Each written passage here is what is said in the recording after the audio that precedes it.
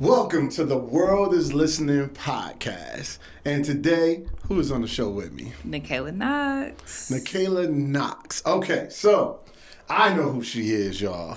Nachela Knox is a producer, director of many films, right? And she's very, what we would call mystique. So today we're going to find out some stuff about Nachela Knox. So where are you from? I'm originally from Charlotte. If you want to be specific, Cornelius, North Carolina. Cornelius, North Carolina. And that's close to Charlotte? Mm-hmm. About 15 minutes from Charlotte. Oh, okay. So you were born and raised there? Born and raised. Okay. So how did you get to Winston-Salem area? So I went to school in Greensboro, went to UNCG. And then from there, I was offered a job in Winston to be a head of film for G. Davis Productions. So from there, it was like, you know what, might as well go ahead and move. And I just kind of been in Winston ever since. So what was your upbringing like before college? Yeah, I mean, I grew up in a pretty loving family. You know, my mom was a single mom most of my life, up until I was probably like 13, 14. But my family has always been very supportive of what I like to do. I mean, I've always been an artsy kid. I never liked sports, never played any sports. Okay. All I did was do theater. So So what did you do in theater? I was acting. Okay. So I acted, school, church plays. My mama was driving me around to all those little auditions and stuff like that. So acting was like always the thing for me. It really didn't switch to film until I went to college. Okay. So now what was your profession in college anyway? What was the major? Film. Film. Mm-hmm. What made you want to do film? Well, originally, I went to major in acting. So I went to get my BFA in acting. But at the time, the way UNCG ran their program, you had to basically audition the second semester of your freshman year. So if you didn't get into the program, then you would have to basically re-audition, which would extend your time out. So I didn't get in, which I was very surprised by because, I thought I was pretty good. Okay. And I'm not one of those people who like to do a lot of rehearsing per se. Okay. But for that, I really did go in and rehearse. Like we rented studios time, and me and my friends, we all auditioned, and only one of my friends got in. Okay. And so I did not know what I was going to do because I knew I wasn't about to go be a doctor or nothing like that. Okay. So I was like, okay, I got to find something else to do. And I wanted to find something where I could still act. Mm-hmm. So I ended up acting in a short film. And that was my first time being on a film set. That was my first time really seeing what a film set was. And I was like, oh, okay, that's interesting. What film was that? It was called The Getaway. The Getaway. Yeah. I played a stud. Yeah. You played a stud? Oh, what did you have on? I had on a suit. Yeah. Oh, you had on a whole suit? Yeah, I had a suit. I had the cornrows in, but they were straight backs. No curls, nothing. Yeah, just Queen Latifah going. Exactly. Okay, exactly. Right. Yeah. So, but that was within the school, and I was like, oh, okay, that's cool. Like you can do that. Like you can make films and stuff like that. That's cool. And I ended up switching my major over to film. Okay. But the funny thing is, it's like even when I switched my major, I was still trying to be an actor at first. So like I was always the one signing up to be the actor in the film class. Like, oh, we need an actor. I'm gonna do that part. You know. But then when I did my first short, Hidden Agenda, that's when I really got into like the writing and directing, and I was like, okay, like I like that, and I kind of just stuck with that ever since. Okay, so you did the short while you was in college. Yeah, Hidden Agenda, I did. I believe that was my junior year of school. It was my junior year. So as a child, while you were watching TV, what's the thing you saw that said, I want to do that? I was the only child up until my little brother came, but we have a age gap, so we got like a 14-year age gap. So I feel like I basically grew up by myself. Okay. And being that I never was like a big sports person. I felt like I was alone a lot. Right. So I was always watching TV, always watching movies. Like my grandma got a whole bookcase full of DVDs and everything like that. Like that was always interesting to me. Okay. And then when I saw That's So Raven, when it first came out. Okay. The TV show. Yeah. Okay. A little young. So when it first came out, that was my first time really seeing Raven. Okay. And I was like, oh, okay, like, because there was no other show with a black girl as the lead, and there was no other show that showed like a thick black girl being the lead. So when I saw that, I was like, oh, okay, like I resonated with that because I was like, you know, if she can do that, then that means that there's a possibility for me to do that. You know, big shout out to That's So Raven, because this is the first time I've ever heard anybody mention Raven. That's So Raven as their total inspiration. All right, so continue. Yeah, so I mean, seeing her, I mean, of course, Raven blew up. Right. You know, I'll never forget. There was a I think it was an Essence article, or magazine, and she was on the cover. And she had on like a jean jacket or a jean suit or something, and it was like $1 Million Woman or something like that. And she was young. I think she was probably like in her 20s at the time. She might have been younger than that. But I saw that and I was like, that's dope. You know, that's dope because you just didn't see that in TV at the time. Right. Like at the time, they were either not black or really skinny. Gotcha. So you didn't see that, and I've been black my whole life. Right. I've been thick my whole life. Right. So like that was just kind of one of those things that stuck out to me, and it really kind of pushed me because it was like it's possible now, and that's kind of like what I do for myself now. Like one of my biggest goals is always to be somebody else's Raven. You know, like to be that person to see that okay, like if Nachela can do it, then I can do it. Right. Like it's possible. Right. So. Right. Okay, so you're out of college, and your first job is with G. Davis. And his show was? He did multiple shows. So one of them I was a DJ in. Yeah. I forgot the name of it, but I know it was probably Daddy's Boys. Daddy's Boys. Yeah. Okay. And he had a play called Daddy's Girls. Too, right? Mama's Girls. Well, so all of the shows that we did were originally plays. So it was Mama's Girls and Daddy's Boys. Okay. Those are two of the main ones. Okay. So yeah. So you're working with him and you're directing or producing? Both. You do, with his shows? Yes. And then you say, I want to do my own thing. Yeah. Okay, and tell me about that moment. G is somebody who I feel like really kind of shaped that whole like push forward because I was fresh out of school. You know, yes, I had done short films and things like that before. I knew the technical side of what it was I needed to do, but I had never worked for a company. I didn't even know like what it meant to work for a company. Like I had never done that.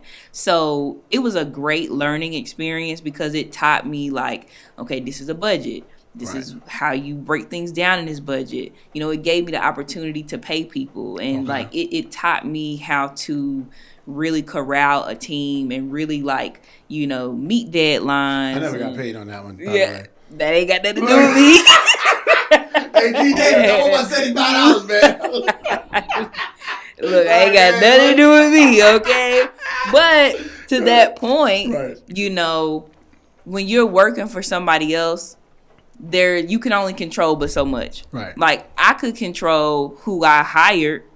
I could somewhat control what it looked like. Right. But I couldn't control if you didn't get your check. Right. And like people used to like think that has something directly to do with me. Okay. Because it's like, well, you're the head of film. And it's like, yeah, I am, but I ain't the head of that part. Like, you know? Right. And so I think it just kind of started unraveling. And then, you know, I was very young. I'm still young. I was like 21. Okay. And I will say that 21-year-old Nachela, I mean, I'm always a little feisty, but 21-year-old Nachela was very feisty. Okay. I think I just felt like I know what I'm doing. Y'all don't know what y'all doing. And it ain't my fault that you don't know what you're doing. Right, so I think I kind of came with it at an attitude of like, it's whatever. And that rubbed people the wrong way. Okay. A lot of the people that worked with him had been working with him for years and years and years. Okay. So it's like I kind of came in like this new shiny toy, and it's like, who is this? Right, you know, why has she got all this authority? How to blah, blah, blah. You know, there's people who felt like they should have been the head of film. And so there was always just tension between me and them. And that used to make me feel uncomfortable. Because it was like, dang, like, y'all don't like me. And I knew they didn't like me. Was part of it because you were actually trained in I school? think it was me being so young. Okay. And it coming off as if I think some of them felt disregarded. You know, like, because I was new. Okay. Nobody didn't even know I existed. I just kind of came in and it was like, boom, this the head of film, and now y'all listen to her. Right. You know, and a lot of them had never done film before. So they weren't used to just being on a film set. They weren't used to having to do a scene 3, 4, 5, 6 times. They weren't used to, you know, camera angles, and they had no idea. And it's like, it's not like I had a training period to where I could have really trained people. It was more so like, no, you need to get it. You need to get it now. And all of that was different for them. Okay. Like, I'm so passionate about what I do. I don't think about things like, oh, this is a 50-year-old lady. Like, I don't care. Like, I'm just like, I'm not disrespectful. You're in the zone. Yeah, so I'm going to talk to you the same way I would talk to anybody else. Okay. And because I was so young, I think that really rubbed certain people the wrong way. Right. So, yeah. Like, who's she talking to? That young girl talking to. And it came, like, people thought, I think they thought I was trying to overtake their thing or their relationship with him. Okay. And I'm like, no, I'm just trying to do my job. Okay. You know, or a little bit of jealousy there. Okay. But it was very evident, you know, that there was some sort of tension there. So I knew it was never going to last forever. Right. But it did give me a foundation of just how to do business, or, you know, it taught me how to do business. Like, it taught me, like, how you run a company or how you can run a company, at least the foundation of that. And it gave me the motivation to go and, you know, create Go Getter. Okay. So tell me about that day where you're sitting there saying, you know what, I need to do my own thing. I need to create my own company. Yeah. When I was working with G, everything we did was always health-based. So that's not really, like, I'll do it, but that's not really my passion. And so you were limited on what you could create. It's not like you could take the topic and create a completely brand new thing. This still had to be like, oh, did you know 1 in 3 Americans have blah, blah, blah. Like, you still had to insert those facts into the script. And he does well at that. He does well, but for me, that's just not the type of filmmaking I like to do. So as time went on, it started getting kind of old. Like, I was reaping the benefits of, you know, getting a consistent check, because we all love that. But you know, it just started getting old because it wasn't feeding me creatively. So, you know, wanting to, like, go out and create my own stuff, and it was like, okay, well, I gotta have the time to do that. And, you know, so that and I mean, if we being honest, like, I really didn't have another choice, because he ended up, like, letting me go. Like, so it was like, and that came unexpected. There was no real reason. But to me, the real reason is because there was so much tension. And I think even for him, I mean, it's his company. He gonna run it the way he want to run it. And I think that we both knew just long term it would never work, because I'm so strong on what I know and what I know to be right. And now when you're not doing right by the people that, you know, I put in this position, now we are going to be awkward, because it's like, well, you're not doing right by my people, and for what? Right. You know, so I think it just started cracking. Okay. So it was going to happen eventually. Okay. Okay, and we ended on working with G. Davis. So now you file your LLC or C Corp for Go Get Her Productions. And what's the first project you did? Couch Party. Couch Party. Couch Party. I was in Couch Party, y'all. Y'all go check that out. It's on Tubi right now. So tell me, what was the motivation of doing Couch Party? Couch Party honestly came out of frustration. Because, so originally, Couch Party started as a collaborative effort. There was a filmmaker, and he was basically looking for writers. And the deal was supposed to be, you know, you collaborate with him on the idea, and then because he was producing films, he would then produce the film. So, like, I was like, that's dope, because, I mean, at the time, you know, I didn't have no money to put in no film, and I was like, oh, okay, like, I get to write it, and then we get to shoot it. I'm all about it. Well, it wasn't exactly what I thought it was. He had his own writing process, and he wanted you to basically do the same process as him. And everybody's writing process is different. So I wasn't a huge fan of that process. Like, that's not how I write. And then it was like, he was the one who had all to say. So, like, you know, if I had an idea and he didn't like it, for whatever reason, he could just be like, I don't like it. And, you know, and it's not to say everybody got their own opinion. Right. Something you don't like, somebody else can love. Right. So it just was like not really a good relationship. And then I ended up getting COVID. So I was sick and I couldn't finish the script because I had COVID. Right. So, and he didn't like that. So he turns around and he's like, it's taking you too long. I don't want to do this project with you no more. Like, you do whatever you want. So I'm like, okay, bet. Wow. Then, you know, you had the whole thing with G. That came out of nowhere. That was unexpected. It's like I woke up one morning and you're telling me that I'm not here to film no more. Like, came, got his stuff, no explanation. It's not like we sat down. It's not like I had, like, warnings or nothing like that. It was just like, boom, one day I'm out. And then the crazy part was to replace me with the people that I brought there. Ain't even like it was a new person. These are people that I knew. And then it was like, just not really telling people the truth of that matter, because that kind of like made me feel some type of way, because I'm like, y'all supposed to be my guys, and now you done went and did this, but, you know, according to them, that's not how it was put to them. So I was just frustrated.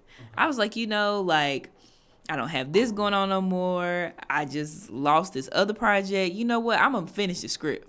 I'm going to finish this script, and I'm going to make this movie. I don't care. I'm going to make this movie. I don't care how I do it. I'm going to make it. So, you know, we tried to do some crowdfunding. I tried to find, you know, different investors and things like that. But because I had never done a feature, it was hard to get people to, like, invest in a project. Or if they were going to come on as an investor, I wouldn't have had no rights to my own project. So I didn't want to do that. Right. I ended up taking out a loan to do Couch Party. So, because I was like, you know what? I'm going to just bet on myself.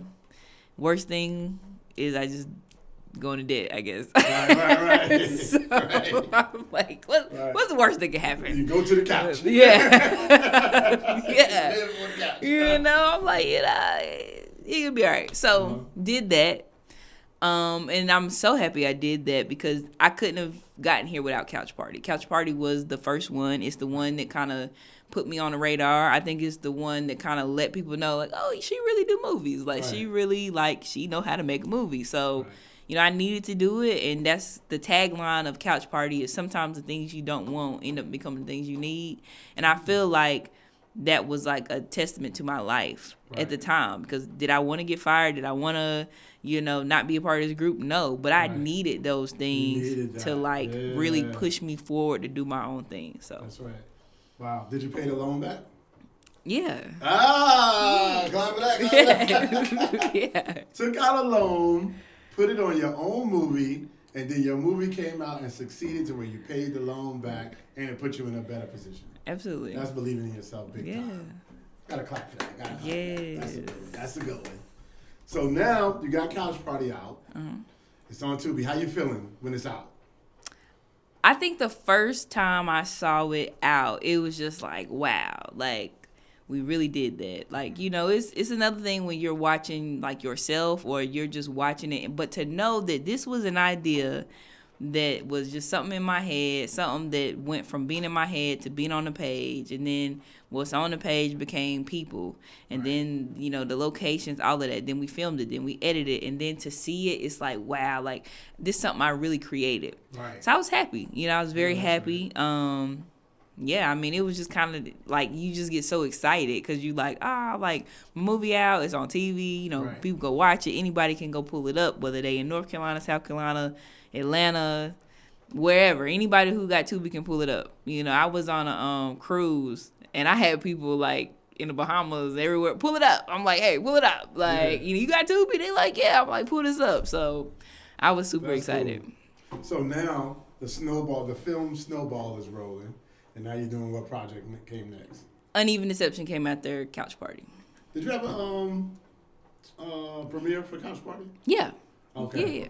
Okay. We skipped over that, but that was got the gist of it when you said how you felt. Yeah, pretty much the same thing. I mean, but to see it in theaters is always like, wow, because, you know, as a movie lover, that's what you go do. So to see your own work on a big screen like that, and to be in the audience and hear their reactions. Because I remember it's a comedy. Couch Party is a comedy. Mm-hmm. Comedy is a hard genre. And of course, I would start with the hardest genre to do.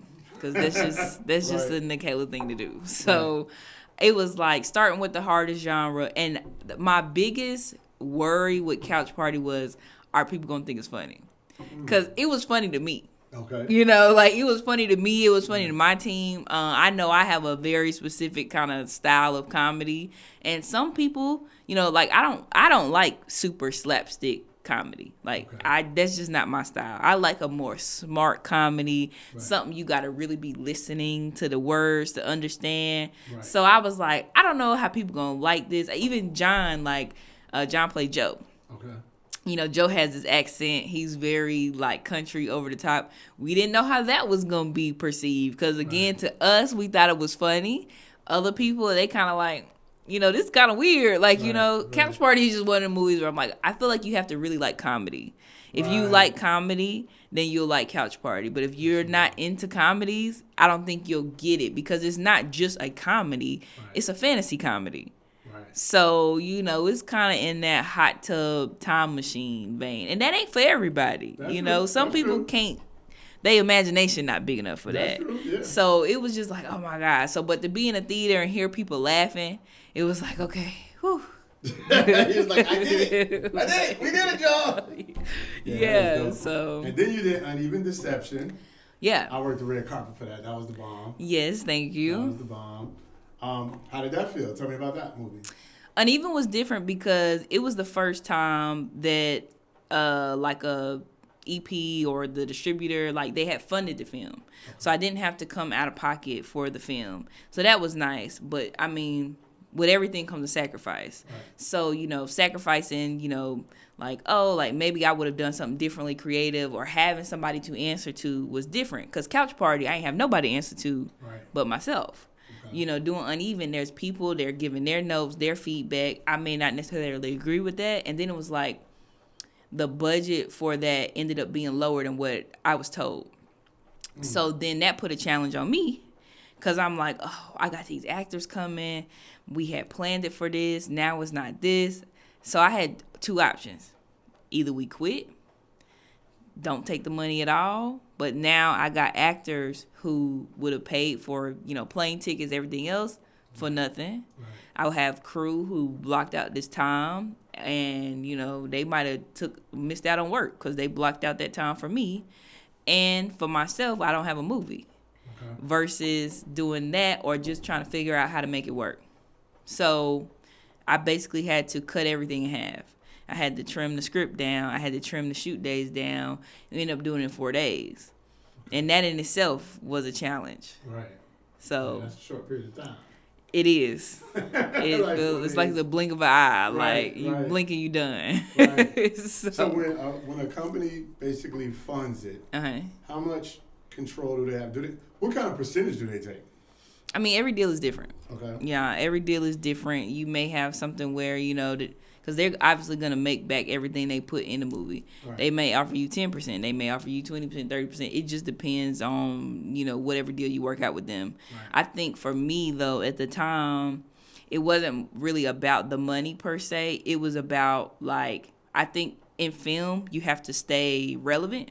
Mm-hmm. So it was like, okay, well, I'm not about to take out another loan, and it's not hitting nowhere else. So if this is something where I just need to make a film, I just need to make a film. Right. You know, if it blows up and we make a lot of money, cool. But if it don't, I didn't pay for it. Right. So what? No loss. You know, the only win is that the film is out. It's seen. My name is on it. It's my work, and it's another body of work I can use to get me to the next place. Right. And building that resume out. Exactly. Okay. So after Uneven Deception, so that one on Tubi too, right? Yep. Uneven's on Tubi. All right, and then what?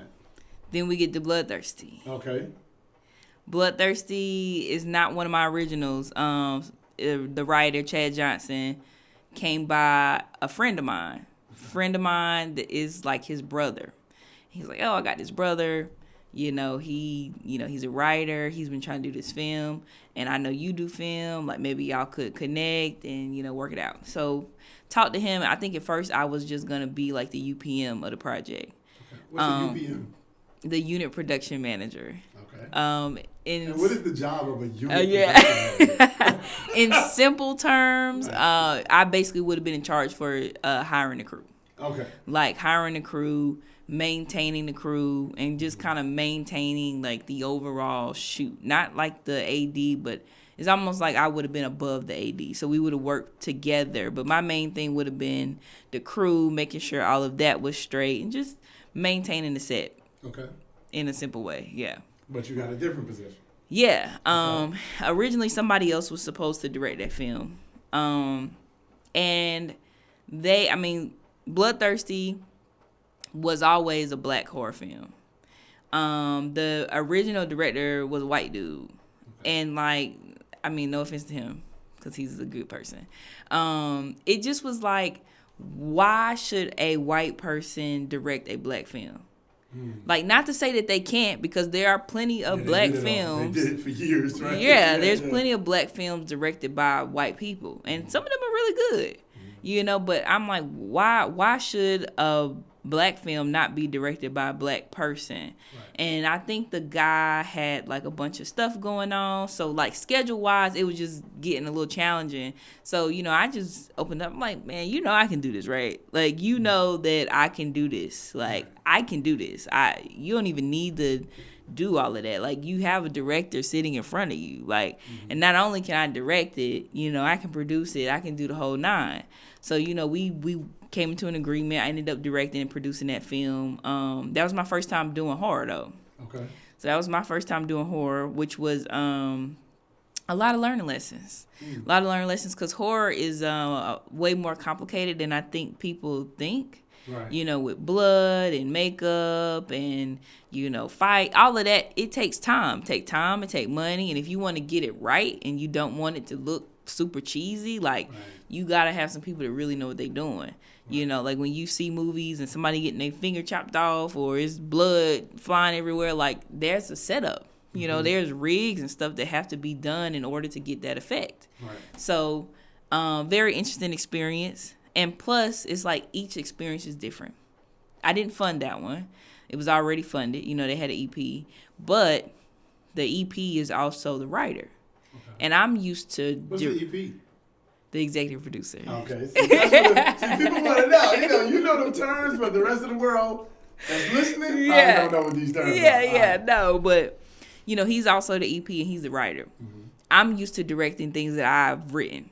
So, there may be certain things I don't necessarily agree with, or certain things that I'm like, oh, okay. So if there's conflict there, it puts me in a position as a director, because it's like, well, I wouldn't do this, or I wouldn't have wrote it this way, or, and so trying to find a middle ground in that can be challenging.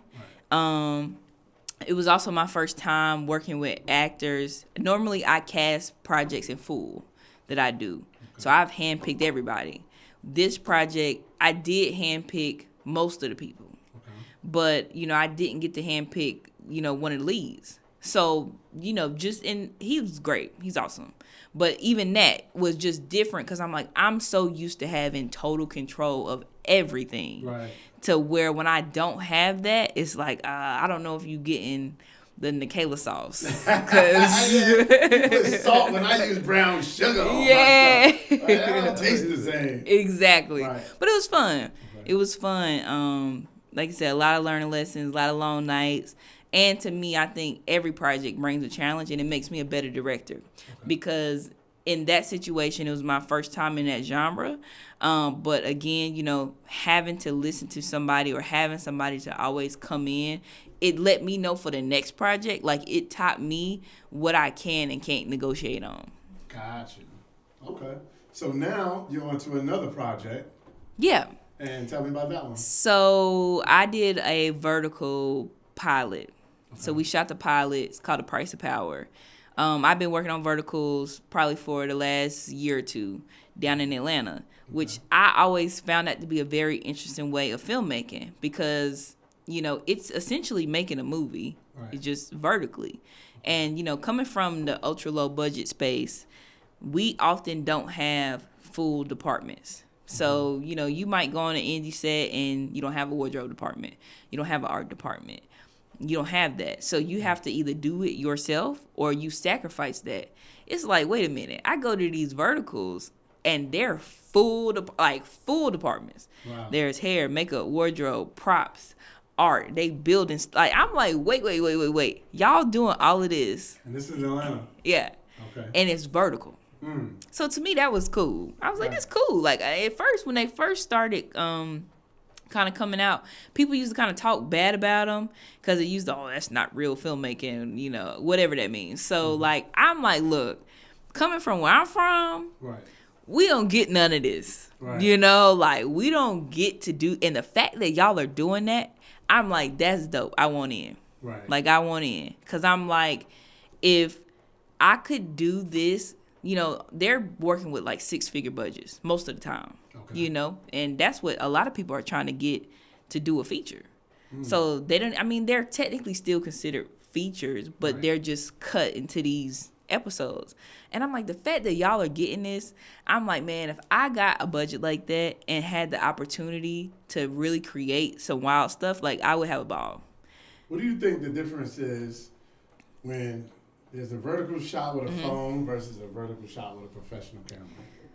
I think it's a taste thing. Okay. You know, the one shot with a phone, to me, those are more so like content creation. You know, they're not, I don't think they're intended to be this cinematic masterpiece. I think they're more so like kind of like skits. Okay. They're more so like, oh, this is a funny thing, or oh, this is super dramatic. And it does keep people engaged. I think those kind of stop at, say, Facebook or, you know, some other social media.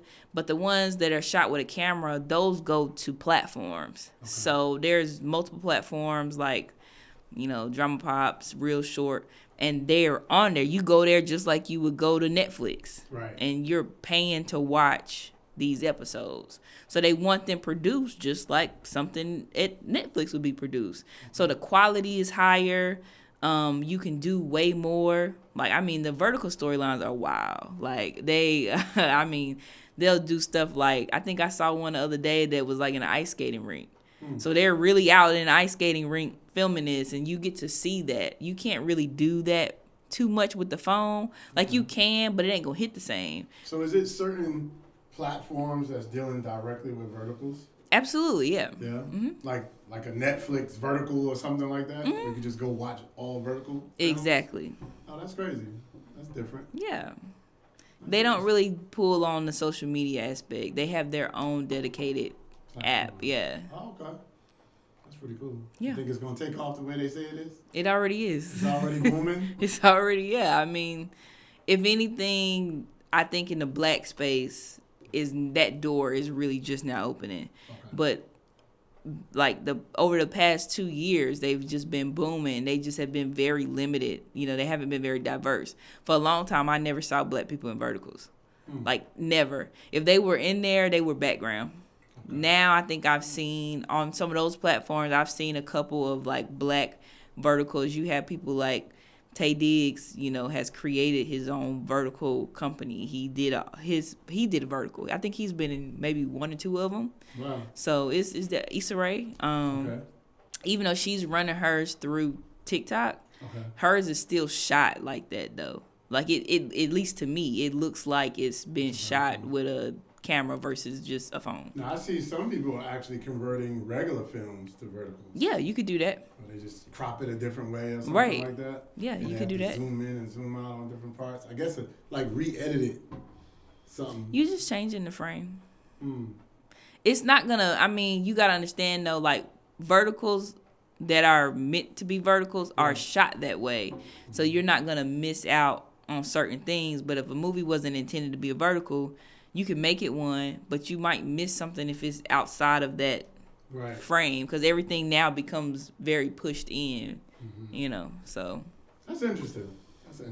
So let me ask you this. Has your gift made you happy? Yes, absolutely. My gift makes me happy and frustrates me all at the same time. So, yeah. Happy and frustrating all at the same time? Yeah. Okay. So what motivates you to continue to, keep going with the gift? Because I believe that one day I will reach that ultimate goal.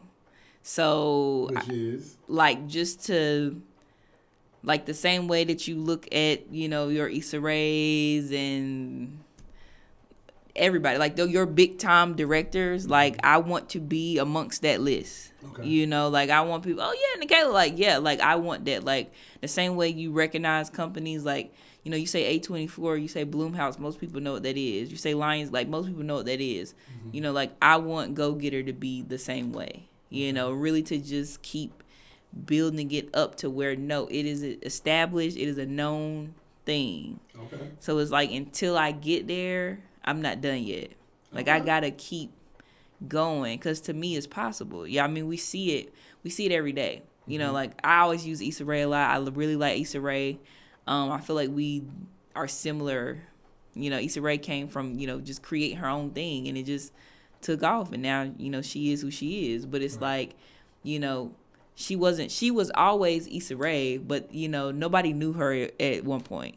You know what I'm saying? Like she had her group of people who knew her, and then boom, now, you know, you say that name, most people know who that is. Right. You know, it's the same thing. Okay. So we're gonna go random now. Okay. What's your favorite cereal? You know, I really don't eat cereal like that, but if I had to pick, I'd probably go Cinnamon Toast Crunch. Okay. That was Renaissance favorite. Yeah. All right, so what's your favorite car? Not a huge car person, but if I had to pick, I've always liked the Chargers. Like I just like how they look. The Charger? Yeah, like a Dodge Charger. Okay. I always like those. The Challenger or the Charger? The Charger. Charger's 4-door. I know. So you like the 4-door better than you like the 2-door? Yeah. Okay. I like how they look. They look very sporty. If money wasn't an object, what would you do creatively right now if you just had a pocket full of money?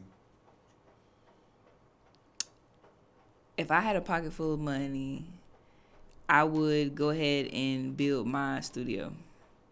I would build my studio, and then I would just keep creating within that studio. Okay. So when you say studio, you're talking like one of them buildings like Tyler Perry has? Yeah. Okay. But I've had my own idea as to how I want to make that. Like I would love to make something where it's a studio, but like a 24-hour type deal, to where, like, you know, anybody can come at any time, you know. Work or create. Yeah, like, and just do that, but have multiple things you can do. Like you might have a space where it's just for writers. It's quiet space, it's zen, they can go write. But then you got the actual production parts going on. Like I would just create that hub. Like Go Getter doesn't have a hub at the moment. Okay. You know, so I want to get there eventually. That makes sense. So let's talk about love. Are you dating? No. But yes and no. Yes and no? Yeah. Okay. Yes and no. What does yes and no mean? What does that mean? I mean, I am single. Okay. I'm open to it. I'm just not rushing it. Okay. You know, I'm kind of at the point where if it comes, it comes. Whoever it is going to have to find me. Okay. And they're going to have to come correct. Are you looking forward to getting married? Yeah. Okay. But I think I'm more so like career focused.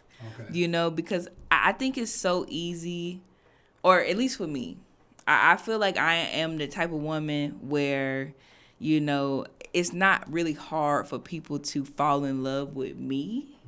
I think if anything, I need to fall in love with them back. So, y'all hear that? Do y'all hear that? But it's like, you know, I think if I wanted to be married today, I could. Ooh, if I really wanted to. That's just power in the tongue. Y'all hear that? Y'all hear that? That's just knowing what you know. Okay. But it's like, you know, whoever it is, like, they got to come correct, because I don't want to just be married to anybody. What do you mean by come correct? What is that? You know, like, you need to come. First of all, I'm going to need you to know God, have a relationship with God. You need a house, you need a car, you need a career. You know, you need to be an individual yourself. I think a lot of times when people meet me, they get enamored. Okay. Like they get enamored in what I do and who I am as a person, and it's like, oh, like, you know, this girl, like, she's so great, blah blah blah. But it's like, okay, I want to be able to say the same thing. Ooh. You know what I'm saying? Like, I want to be able to say the same thing. I want to be impressed, okay? Like, so you meet people that's totally impressed with you, but you want to be impressed, so you haven't done that yet. Yeah, I'm just saying, like, same way, I feel like the same way you hear men and they like, oh, I want a trophy. I want to be able to turn around and say the same thing. Because it's like, hey, I know I'm great. I know that. And I'm glad that people think that and that resonate with them. But I want to turn around and be able to say the same thing. I don't feel like I've really been able to say that. You know, I've definitely met some really great people. Mm-hmm. I have met people who would probably give me the world for real. But it's like, if that part is not there, I think it's just very surface level.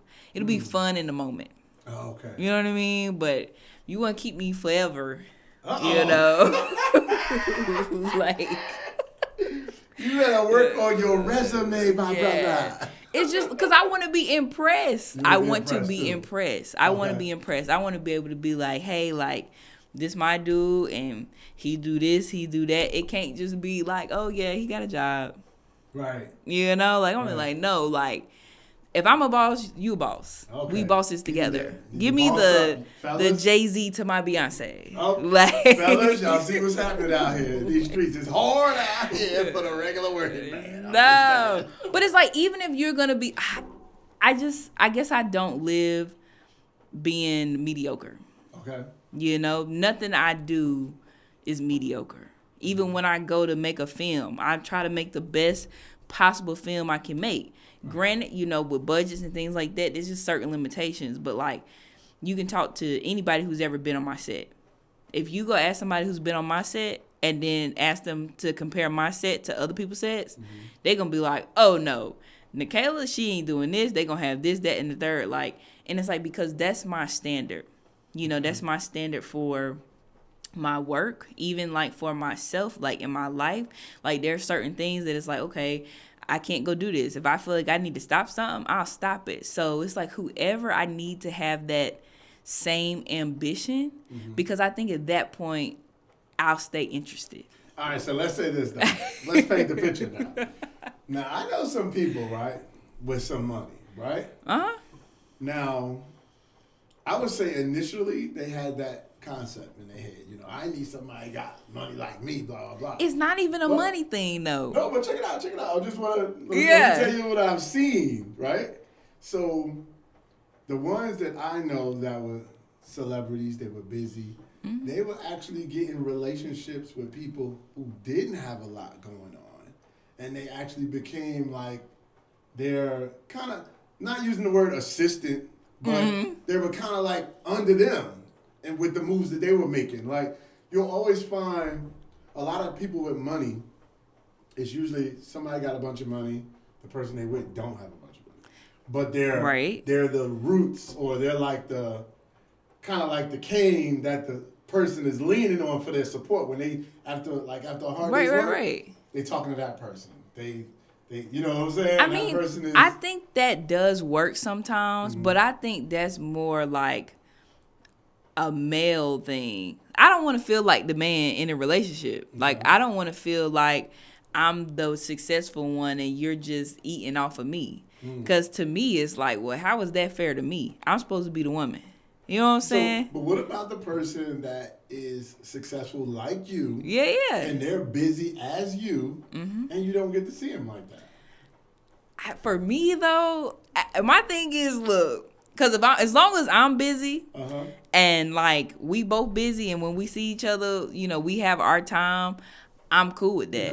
I don't necessarily need somebody to be in my face 24/7. Now, you got to talk to me. Okay. You got to talk to me now. You got to talk to them. Yeah, you got to talk to me. Now, if you shooting a movie and they over there acting in a movie and can't talk to you, but I think it's but that's the thing. I think you can always make time for the things that you care about. Like, I'm not saying you got to talk to me all throughout the day, but you wake up, you brush your teeth, you go to the bathroom, you put your clothes on. Right. You know, you do that every day. That takes 30 seconds. So hey, how you doing? What about the person that you meet, y'all have great conversation, laugh with each other, all that, and you just be like, oh my God, I just love this person. Yeah. Then do you stop at some point and have a conversation? So that's what I'm saying. Like, I think I don't think I have necessarily found anybody to where I feel that way, or if I felt that way at some point, something happened. Okay. Like something happened to where it's like now that is being shattered. Okay. So now it's like, okay.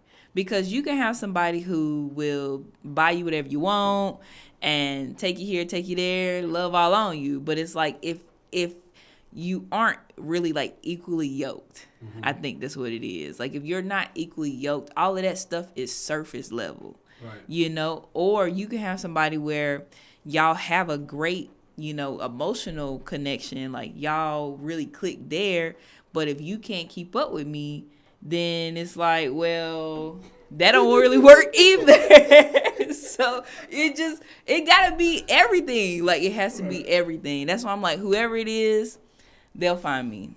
Okay. Because I don't even feel like it's something I have to look for. Now, if I just was like, you know what? I don't care. I just want to be married. Right. You be at the wedding tomorrow. You at the wedding. You know, like, I ain't trying to do that. Right. I do not see that life for myself. Like, when I imagine that, I feel like if I did something like that, it would be like knowing that I chose to be miserable. You know what I mean? Like, I don't want to be unhappy in a mansion. Okay. Ooh, like it's not in a mansion. Look at that. Yeah, like it's not even about money. Like I'm even willing somebody who has a vision. Okay. Like somebody who is working towards something. I can support that. Right. Like if you know what it is you want to do and you're working towards it and you have the same passion I have for film and whatever you want to do, I can support that because now you have vision. Right. We can relate on that. It's not about already coming built. Now, I ain't saying come po. No. No. But, you know, I can... Yeah, no. You know, but I'm like, I can respect that because now we can connect. I see that you got that same ambition, that same hustle that I do. Yeah. You got to have a drive because, like, if you don't, it's just like, I look at it like, so what is the point of this? Like, what we doing? Yeah, because if it's a thing of like, I mean, it's one thing if you just, you know, you ain't got no juice, but you got some juice, then, you know. It's all right, so let me ask you this. What is the one thing that you cook? Okay. That people say, ooh, when Nachela make that. I feel like I make a couple things. I feel like I make really good chicken. Chicken? Yeah. Like fried chicken? No. Like wings, like baked wings or like anything chicken related. Like I've been doing like a low carb lifestyle for several years at this point. So I'll make them like keto style. Okay. So you take like, I was going to say that you the first person that told me about keto. Yeah. I was like, what is that? Yeah.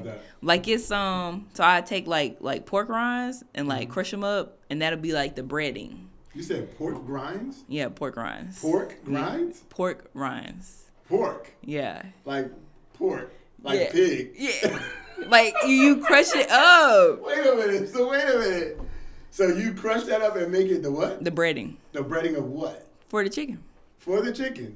Mm-hmm. So it becomes the crisp part of the chicken? Yeah. So the crisp part of the chicken is pork grinds? Yeah. It's good. It sounds crazy. It sounds crazy, but it's good. What? It's good.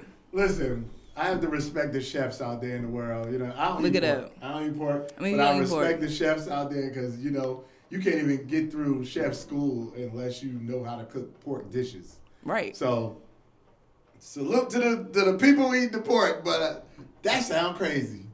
I'll tell you one thing. It's now, good. When I did eat pork as a kid, there was nothing better than pork bacon. The pork bacon was the truth. But yeah, it's been years. I don't even know what that'll taste like. Chicken wrapped with don't overthink it. It's just the crispy part. Because you're going to season that. Like, you're going to season it the same way you would season flour. So is it like micro crushed or something? Yeah, like it's crushed. Like it's, yeah. All right, what's your other dish? I also do like a stuffed, like a spinach stuffed chicken. So spinach stuffed chicken. So you're talking about the whole chicken? or like a And breast, stuff like a inside? chicken breast. You stuff it with like spinach and like cream cheese. Oh, the chicken breast. Okay, that part. Yeah. You cut it open and you stuff. Okay, Yeah. gotcha. I like that one. And what you put on the outside of that? The same thing? No, that's just you just putting that one in the skillet. Alright, Yeah, there's no breading on that one. Okay, no breading. All Yeah. right. And that's one of the things somebody be like, what? Yeah, I make good mac and cheese. Mac and cheese? Like Everybody claim they make good mac and cheese. my mac and cheese is good. I make mac and cheese for Thanksgiving. How So many cheeses you use? 6. Okay. 6. Okay. I remember I made mac and cheese for the first time, and my cousin Judy, who was known for making the best mac and cheese, said, "Your cheese is good. This is really good, but you just missing one cheese." I was like, I typed in the best macaroni cheese in the world, and it was a recipe from Atlanta, Georgia. Came up. She was like, "You're missing one cheese." What was the cheese? I don't know. I was like, was it Gouda? I know people like that one. She probably just wanted to say that because I made it that year. Alright. You know what I'm saying? But yeah, I only made it one time. That was it. I never went back to it. Do you have any antiques? Antiques? Any collectible items? No. I mean, I do keep props from my films. Okay. So like the party couch is in my house. The whole couch? The whole couch. The whole couch? Yeah. Wow. So like I have that from Uneven. So did you buy that for the movie? Yeah. And then said, "I'm keeping that." Yeah, I mean, what else was I gonna do with it? Okay. You know, I could sell it, I guess, but I'd rather sell it, years from now when it's Put a whole little plate on the front of it. This is from house party. Yeah. Exactly. That's dope. So that I have the bat from Uneven Deception. Okay. That Patrick was swinging. Right. I have all the props from those movies. I think what's the one in Bloodthirsty? I don't think I have too much from Bloodthirsty. Might have some blood somewhere. Okay. The collectibles. But yeah, I always keep the props. That's dope. See, I'm an antiquer. That's why I ask everybody. Yeah. Any antiques? Anything? Is there something you would want to collect? Honestly, I would just want to kind of keep doing what I'm doing, like keep a prop or like the posters, like something just to kind of build that collection. I have started keeping like sometimes, so I also will go assistant direct. Okay. AD.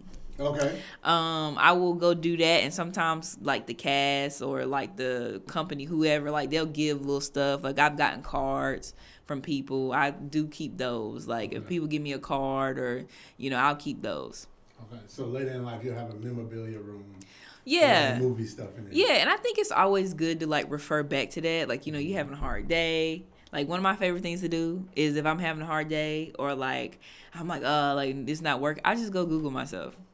No, that's right. You just start looking at it. No, because I just look at it like if I wasn't doing nothing, Right. then nothing would come up. Right. Nothing of relevance would come up. That's true. But to like put it in and see like this movie, Right. look at this interview, look at this podcast, I'd be like, yeah. Like, I'm doing what I'm supposed to do. Like, you know what I mean? The algorithm. Like it just give you that motivation. Or search engine optimization. Yeah, like I think it's good to read about, especially if it's something that you want to do, knowing that it started from nothing. I didn't get born into, a filmmaker family, or I didn't have, that wasn't a thing. It's something that I had to create. Right. So to know that that's a thing. It's a thing now. That's right. So you just keep going. So money-wise, what do you want from your gifts? Money-wise? I think...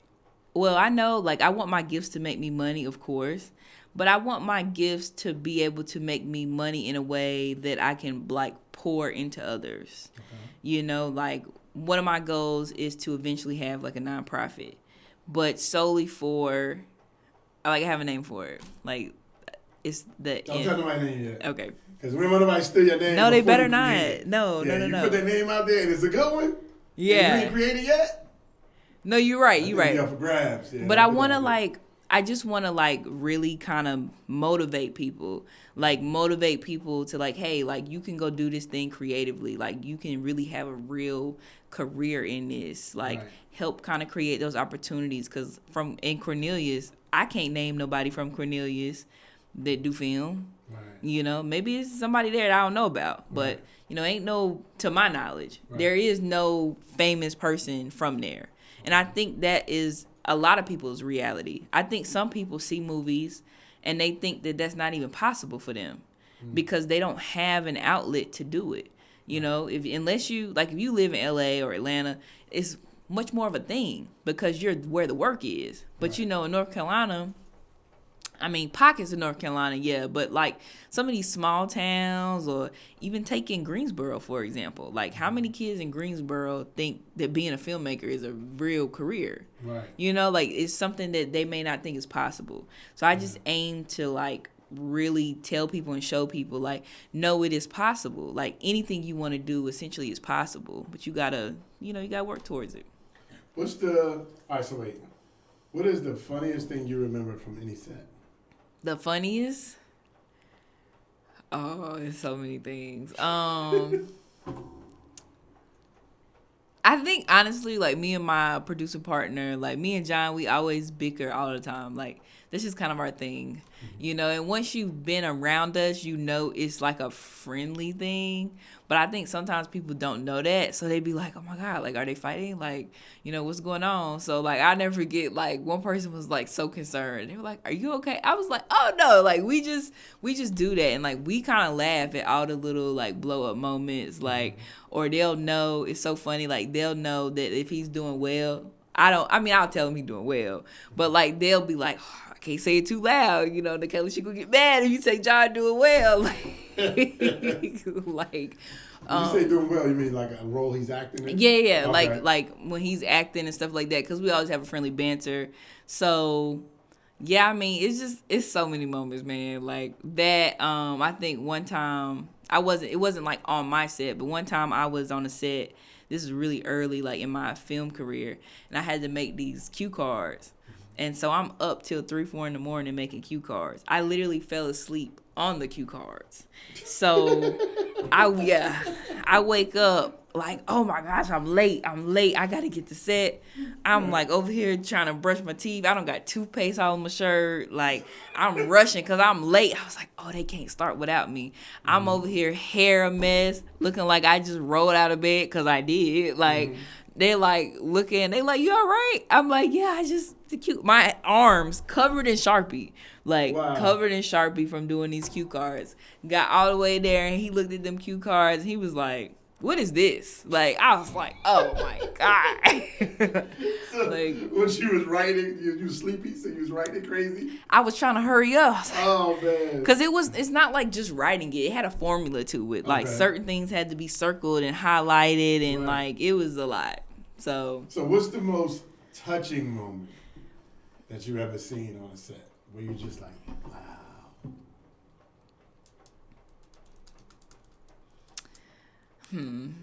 I think I was still ADing. I was ADing a set, and there was a girl there, and she was like a student. I think she was a student. But it was like some program they had at the school where they could like, you know, watch you or whatever. So like I always, if there's a program where I see there's a younger person, like I always try to like make myself be known, you know, because I'm like, no, like what is it that you want to learn? No, I'm pick another one. That's even better. I have one of my production assistants, like I kind of let my PAs, like I know in a traditional sense, PAs have like a very specific thing that they're supposed to do. Okay. But if you come PA for me, the first thing I'm going to ask you is what is it that you actually want to do? Because most people don't want a PA. Like they're PAing because they want to get somewhere else. Mm-hmm. So if you say, I want to eventually be a DP, okay, cool. I'm going to put you over here, you know, with camera. You're going to still have to do the other stuff. But if there's a moment where you can go shadow that, I'm going to let you do that.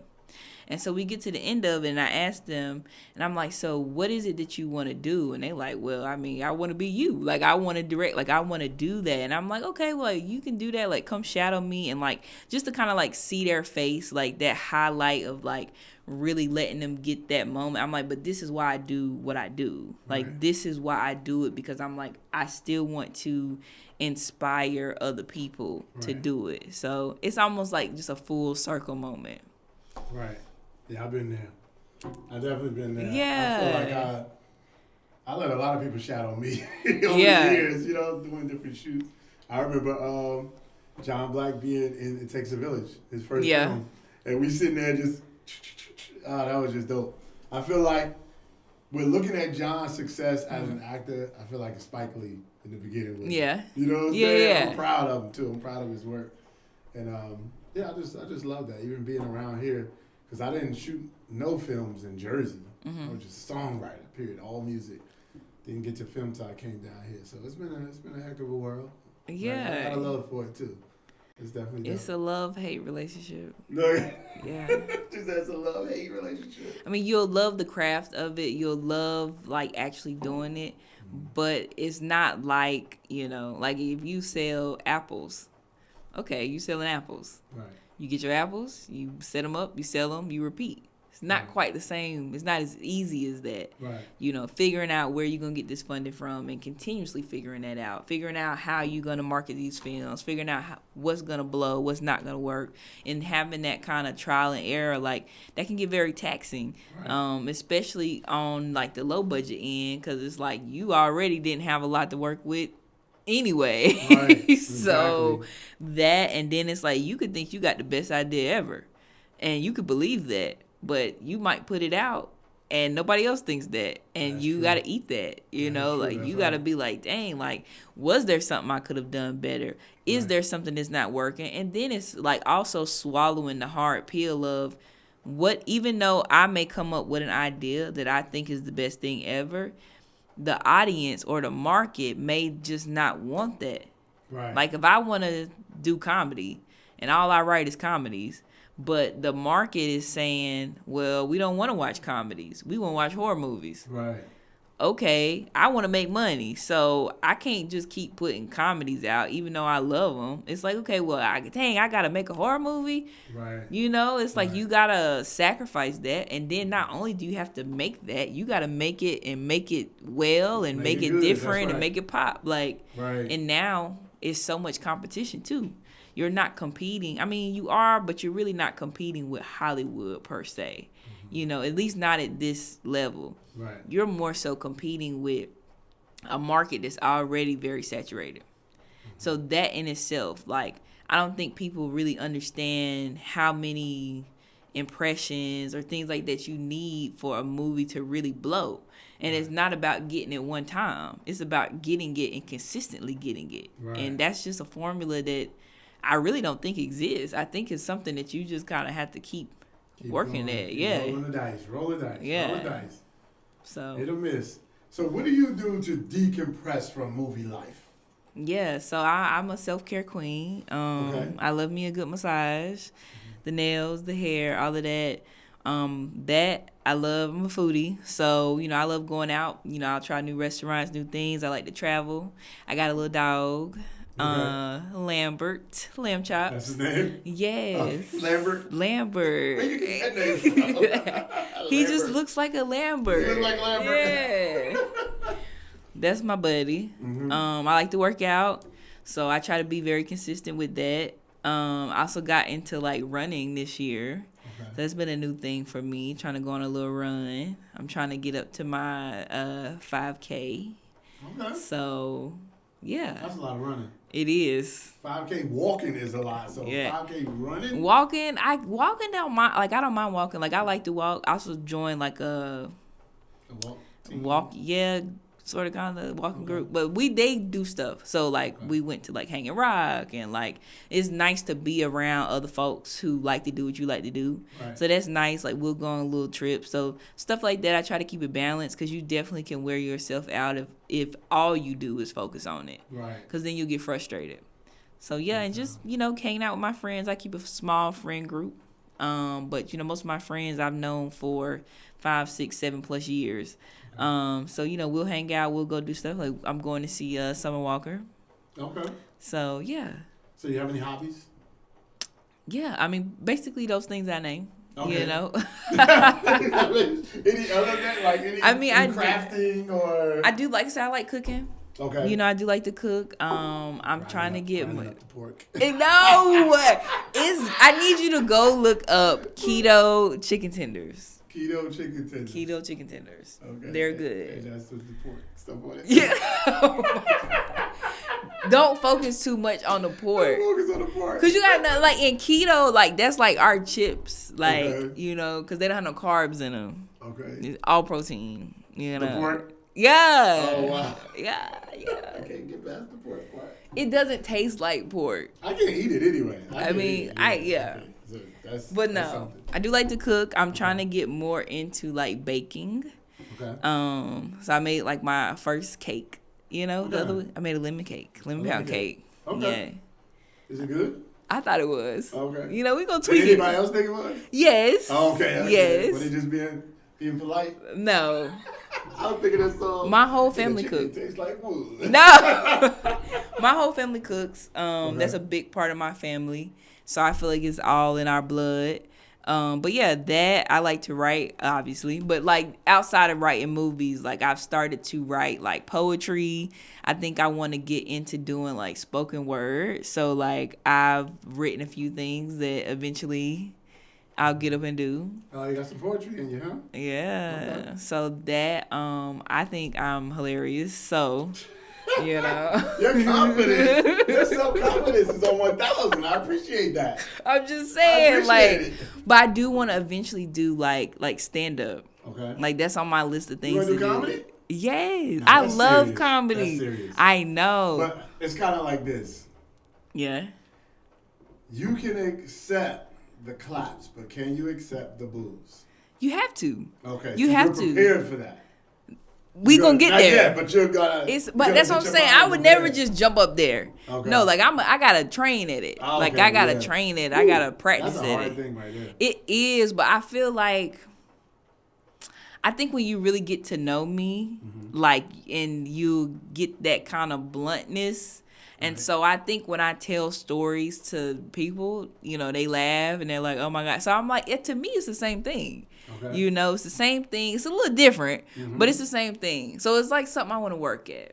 That's an interesting thing. Yeah. I think to me, because I actually, I did a little funny skits. Yeah, right. And then I actually had somebody ask me to do a stand-up, and I was like, I don't do stand-up. Yeah. I think it's challenging. They were like, you do funny skits. And I was like, yeah, but I'm not a comedian. I said, right. Because I said, that's a whole nother thing. And the one thing about being a comedian to me, in my mind, the spontaneous response you got to be good at. Like when somebody says, oh, shut up, Nick. you got to be like, oh, speaking of shut up, blah, blah, blah, blah, blah with your mama. You know and what I think that's like, something you got to train at. Woo. You know, like I would never get up today and go do it. No. Yeah. No. Yeah. I think what it's really going to be, or for me, I think once I really get to a place where things are even more established, like I feel even more established as like an entity, then I think it will be more natural. Because then it'll take out some of the guesswork. Because it's like, regardless if I do stand-up or not, I already have these things. So it's like you said, it's a study for real. Right. It's like a person that's stepping into, acting, like that's a study. Right. By itself, like studying who's good and who's bad and what's the difference. You know what I mean? Yeah. It's like, man, I don't never use those titles. Right. I'll never say, I'll be like, oh, I'll come be in it. But I never say, oh, I'm an actor. But I'm a real actor. On that tip, though, I still act. Like, I still act. I still want to act. I feel like I've really tried to get back into it this year. And everybody just associate me with being a director now. Why you ain't just jump in the movies you've been directing? Because what happens is I'll write myself apart and then I'll be like, oh my God, it's too much going on. I can't focus on that. No. And you yourself a little Stan Lee part. No, but like I think if I have a production where like Uneven was so not rushed, but like we only had 4 days. Right. So it was already chaotic in its own way. I didn't have time to jump in and be a part.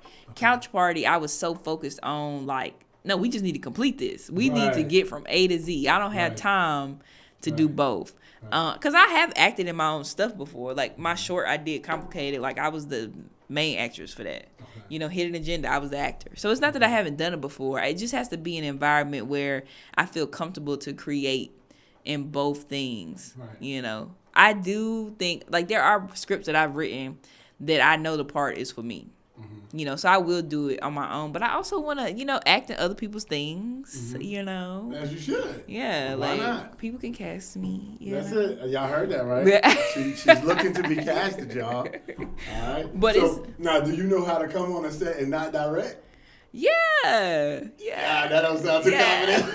No, I mean, it's one of them things of like, I just have to switch hats for real. Switch hats. Like, I just have to be like, okay, I'm not here. Don't worry about it. Don't worry about it. Now, if it just like gets to a point where it's like, okay, I know I could help. Right. Then I'll just be, hey, can I offer a suggestion? Like, now you say no. Right. You know, it definitely is challenging because now I don't look at sets the same way. When I was acting, I could really care less, you know, what was going on around me. Right. Because I'm like, well, no, I'm here to act. That's all I'm focused on.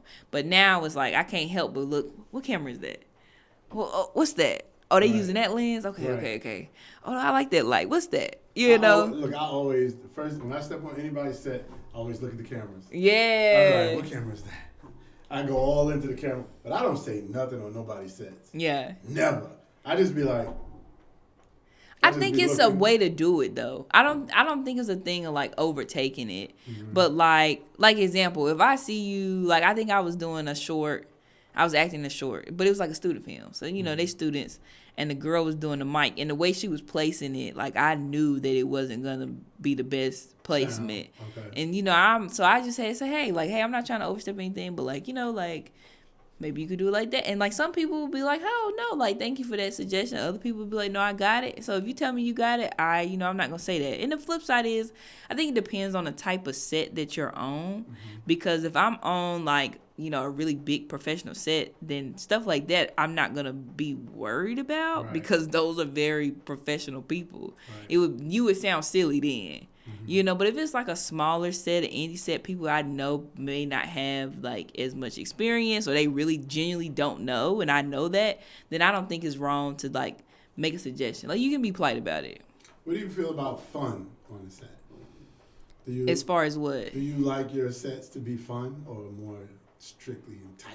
I think people have fun on my set, but like they also know when to do that. You know, we can laugh, we can joke. I'm not saying can't nobody smile. You know what I'm saying? Like we can laugh, we can joke, but when it's time to film, it's time to film. Right. When it's, you know, we need to get this done, we need to get it done. Now make a joke while you're doing it, cool. I don't care. You can make 10 jokes, you know, as long as you doing what you're supposed to do. Right. I think you need to have fun though. Like filming is hard. It's long. You're going to be there 13, 14, 15 hours a day. You're going to have to do things 6, 7 times. It might be 80 degrees outside. It might be 20 degrees outside. Right. It could be raining. You could have had to drive an hour, 2 hours to get to a location, and it could be 3 a.m. So you got to have fun. All of the things. Yeah. So what do you tell a young girl that's looking up to you like you're the new Raven? What do you tell her? What advice do you give? I would say, know who you are. Like, know who you are even if you don't quite believe it yet. Because eventually, you'll believe it. Start believing it. So basically, tell yourself something. Yeah. If you know that you want to be a director, tell yourself you're a director. Tell yourself you're a director. Make that such a thing. You know, I think you pointed out, you said, oh, you're so confident. I think you have to be. If I didn't believe what I was saying to you, then why should anybody else believe it? Right. If I didn't believe that I'm this thing or I'm good at this, then why would anybody else believe it? I think sometimes, you got to keep it in check. You know, you can't do too much. You can't, or somebody else put your check. Yeah. You know, you got to know when to tone it down, but I think you need that. I think my confidence has carried me so far, and it's something that I had to create because it didn't always start like that. Like I used to be like before I went to school, like when I was like in high school, middle school, like I was bullied. And it was pretty bad. Like, I think it had made me shrink myself because I was so used to people always having something to say about me. Okay. Like, I was always used to, like, oh, well, let me not be too loud, or let me not draw this attention to myself because I don't want to get talked about. Like it almost made me assume automatically that people just didn't like me.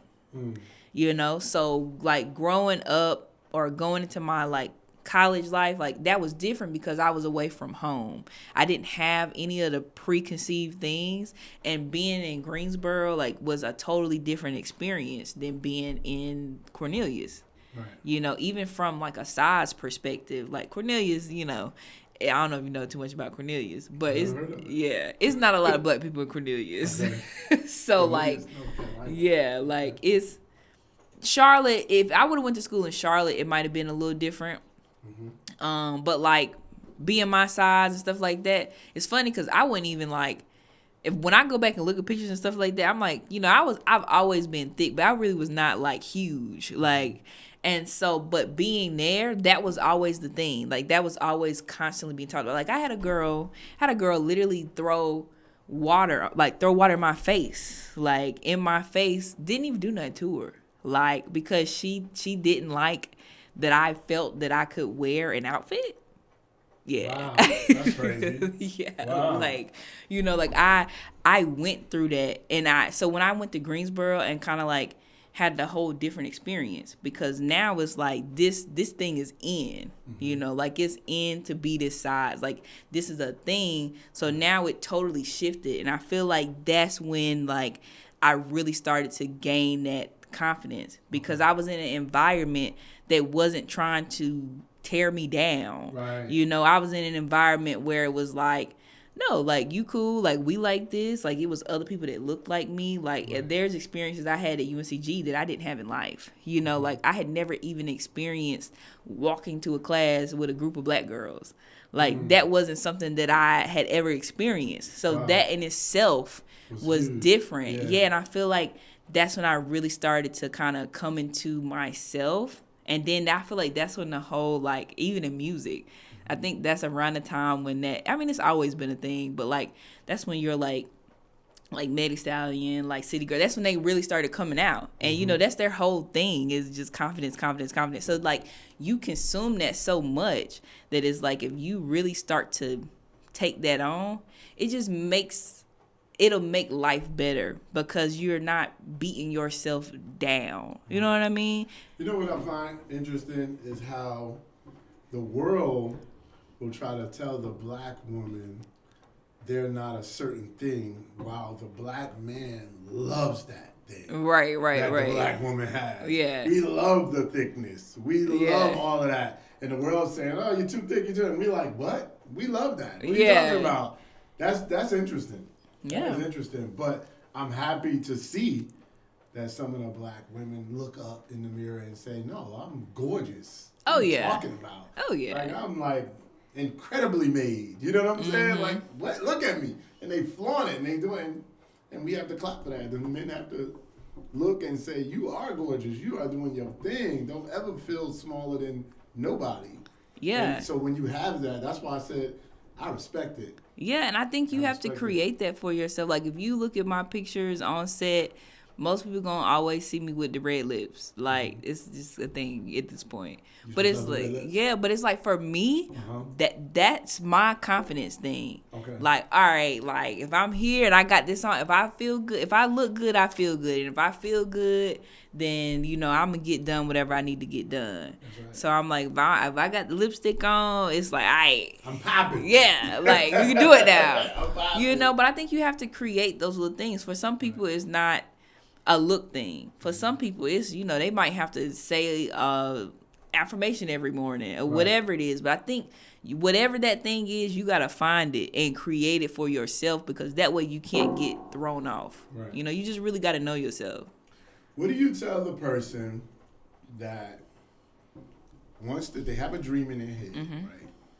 But they are working and surviving through their, their work check. Right. But they really want to go after their dreams and they feel like they can't. What do you tell them? You can. You got to make the space for it, because if you think you can't, then, God, the universe, whatever you believe in, is not going to give that energy back to you. You know, like I'm a big believer of like manifestation. So like if you don't believe that the thing you want is achievable, then it won't be. But if you believe like, hey, even though I'm working 9 to 5, I got an hour. If you spend an hour every day working on whatever it is you want to work on, eventually you'll grow something from it. That's right. That's like if you walk a mile every day and you trying to lose weight, and I would think if you couple that along with, you know, eating well, you'll lose the weight. You're going to lose that weight. So it's the same thing. If you, whatever it is you want to do, you got to work on it. That's like right. You got to keep making it a thing. Like I mean, I used to work a 9 to 5. You know, I used to work a 9 to 5. I would either be up before my job doing whatever I needed to do, or as soon as I got off, I'd be doing film, or I was remote. So I'd be doing film while I was doing the job. Like, so what was the job that took you from the job? The job that took me from the job? It really wasn't a specific job. Okay. It was really just coupled with all of the things. You know, it got to a point where it was like, okay, I'm consistently doing this. Luckily, I was working in a job where I was salary. So I could kind of take off when I needed to, which that allowed me a lot of freedom just to go film and do whatever I needed to do. But it got to the point where it was like, no, like this isn't like in previous years where you might do one project and you don't do nothing the rest of the year. It's like I'm consistently doing projects every month, and it's making me feel like, okay, like I think I could do this. Like I could do this all the time. And it's just really being able to take that leap. But it took years. It took years to get to that point. Yeah. Okay, so you had to network with certain companies and get in there. Yeah, I think you have to, in any business or any career, you got to establish yourself. Because I think eventually once people know like what you do and you do it well, you're not always scrounging to search for things. You're getting called. You know, like most of the jobs and things I get now is not really something I was looking for. It may be something I was recommended for.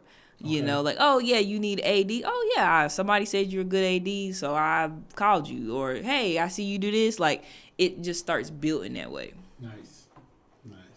That's what's up. So, basically, your dreams are coming true. It's happening one step after another. Yeah, we getting there. Okay. We getting there. We just got to keep going. So, the project you're on now is the vertical one. Yeah. And when is that going to be done? It's not really a thing of when it'll be done. It's more of a thing of when will it be picked up to continue. Okay. So, like, we're in the pitching stage, constantly, you know, pitching it out. And, you know, we just got to see where it goes, you know. That's what's up. I mean, your story is very inspiring. Thank you. So where can everybody go to follow you? Yes. You can follow my Facebook, Instagram, TikTok, all my pages at Nachela Knox. That's NACHELAKNOX. You can also follow the Go Getter page. That's GOGETHER Productions. Follow the website, www.gogetterproductions.com. Okay. And yeah. I remember you told somebody off they was spelling your name wrong. That was years ago. Oh my gosh. Like, my name is Nachela. It's not Nachela. It's not like. That is my pet peeve for real. Yeah, when somebody mess your name up? No, my biggest pet peeve is if you mess it up. Because I get it. It ain't spelled with a K. So a lot of people say Nachela, whatever. I ain't mad at that. But, like, don't just give me a whole nother name. Like, I can understand you pronouncing it wrong, but, like, my name is Nachela. It's not Nakisha. Right. It's not whatever. Right. Like, my name is Nachela. Right. There it is. Like, well, thank you for coming on the podcast, and we'll be looking for you to come back when your next project drops. Yes. So we can promote and talk about it, or even your next red carpet, whatever's Absolutely. happening. So thank you for coming on. Thank you for having me. Boom. Boom.